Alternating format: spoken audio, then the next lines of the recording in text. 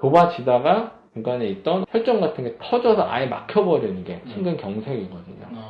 경색일 때는 정말 말도 안 되는 통증이 올 수 있는 거고, 요즘에 겨울철 되면서 이런 혈관계 질환, 네. 특히 좀 노령이신 분들 두려움이 좀 커지고 있는 것 같은데. 네네네.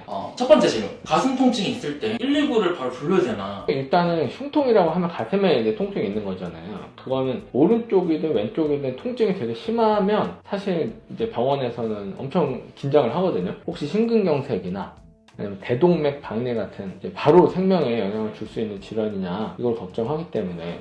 근데 지금 이제 심근경색에 대해서 얘기하고 있는 거니까 그 가슴 쪽에 흉부에 통증이 있는데 심장 자체가 왼쪽으로 치우쳐 있기 때문에 왼쪽으로 치우친 통증이 이제 심근경색이라고 하면 정말 심한 통증으로 올 확률이 높아요. 심장으로 가는 혈관이 막혀서 근육이 괴사가 올 정도, 근육이 썩을 정도의 통증이니까 엄청나겠죠. 그래서 대부분은 심근경색이라고 하면 내 가슴 기준에서 왼쪽으로 생애 처음 느껴보는 듯한 심한 통증, 짓누르거나 쥐어 짜는 듯한 통증. 사람마다 다른데 고춧가루를 뿌린 것 같다, 막 이런 식으로 표현하는 분들도 있고, 근데 왼쪽으로 아프면서 턱까지 좀 아프면 턱, 그리고 왼쪽 어깨로 뻗치는 방사통이 있을 수도 있고, 그런 통증이 나타나고 그 통증이 5분 이상 계속 지속된다. 그것과 동시에 이제 제일 흔한 증상이 발한이거든요. 땀이 정말 비오듯이 일어나. 땀이 멈출 수 없는, 주체할 수 없는, 내가 살면서 이런 적이 있었나 싶을 정도로 심한 발한, 그러니까 땀이 나는 거 엄청. 그러면서 왼쪽으로 쥐어 짜는 듯한 심한 통증. 이게 5분에서 10분 이상 간다. 그러면 응급실을 가볼만 하죠. 119 불러서. 물론 검사해서 아닐 수도 있어요. 다른 질환일 수도 있는데 심근경색을 놓쳤을 때는 정말 이제 타격이 크니까 그런 경우에는 이제 119 부르는 게 좋을 것 같아요. 그러면은 뭐 이게 약간 소화불량일 수도 있는 거네요? 그럴 수도 있기는 하지만 흉부가 그렇게 아프진 않죠. 왼쪽으로 치우쳐서 더군다나, 그리고 땀이 엄청나게 난다거나, 그리고 통증이 계속되는 거 5분에서 10분 이상 그렇게 된다면 가능성이 있습니다. 심장으로 가는 관상동맥이라는 혈관이 좁아졌을 때가 협심증이라는 진단이 되는 거고, 좁아지다가 중간에 있던 혈전 같은 게 터져서 아예 막혀버리는 게 심근경색이거든요. 경색일 때는 정말 말도 안 되는 통증이 올 수 있는 거고, 그 전에 협심증 이런 거 같은 경우는 그 증상이 운동을 하거나 스트레스를 많이 받거나 계단을 올라갈 때, 어디를 올라가거나 빨리 걷거나 할 때 왼쪽으로 쥐어짜는 듯한 통증이 1분에서 5분 정도 이렇게 나타났다가 쉬면은 또 다시 좋아져요. 그랬다가 운동을 하면 다시 통증이 나타나거든요. 왼쪽으로 쥐어짜는 듯한, 아니면 뻐근하게 누르는 듯한 그런 통증이 가장 전형적이에요. 그 증상만으로도 사실 협심증 진단이 가능해요. 그래서 그런 증상이 나타났을 때는 협심증 가능성이 있으니까 그 진단이 가능한 병원, 2차 병원 이상급으로 순환기내과 진료 보시는 거를 추천합니다. 만약에 심근경색 골든타임을 놓치면 어떻게 되나요? 심장에 피를 제공하는 혈관이 관상동맥이라고 하는데 거기가 막혀서 심장 근육이 썩는 거거든요. 저희는 이제 골든타임만 2시간 정도라고 하는데 대학병원에서 응급실로 진료를 시작해서 실제로 순환기내과 선생님들이 스텐트라는 기술을 통해서 혈관을 다시 뚫어줄 수 있어요.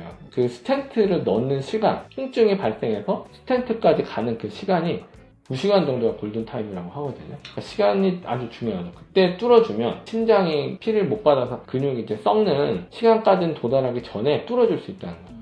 그러니까 뚫어주고 나서 심장이 아무 일을 못하면 의미가 없잖아요. 뚫어주고 나서 심장이 다시 돌아올 수 있는 그 시간, 그리고 환자의 사망률이 급속도로 떨어지지 않죠. 버틸 수 있는 시간, 이게 이제 골든타임이고, 그게 2시간 정도. 통증이 시작되고 나서 이게 심근경색이다 라고 하면 2시간 내로 병원에 도달해서 바로 초응급으로 모든 시술들이 이루어지니까 환자분 입장에서는 응급실까지 일단 2시간 내로 갈 수 있으면 좋겠다 이게 이렇게 생각하시면 될 것 같아요. 주변분들도 이 내용을 조금 인지를 하고 있어야겠네요. 그쵸. 119에서 또 이거 바로 이런 경우는 심장이 의심되고 심전도가 찍을 수 있으니까 심근경색 의심된다고 해서 주변에 가능한 병원을 섭외를 해서 가거든요. 그래서 제가 말씀드린 그런 통증이 있으면 119 부르는 게 첫 번째.